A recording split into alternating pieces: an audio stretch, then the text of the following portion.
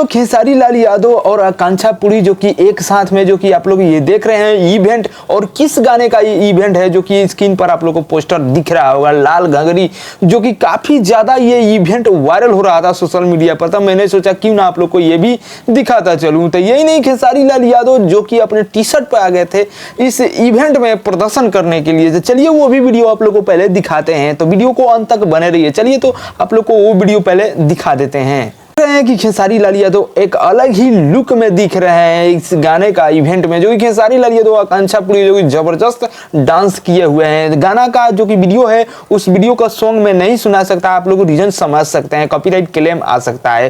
तो आप लोग को उम्मीद करता हूं अपडेट पसंद आया होगा, तो वीडियो को लाइक मारिएगा, चैनल पर नए हैं तो चैनल को सब्सक्राइब करके घंटे को दबा दीजिएगा कि भोजपुरी से अपडेट हम लाते रहते हैं। तो अगर खेसारी भैया के गाना नहीं देखे हैं लाल घंगरी तो जाकर आप लोग देखिए। अगर खेसारी भैया से कोई रिलेटेड वीडियो या सॉन्ग आता है तो आप लोग को इसी चैनल के माध्यम से आप लोग को अपडेट हम दे देंगे।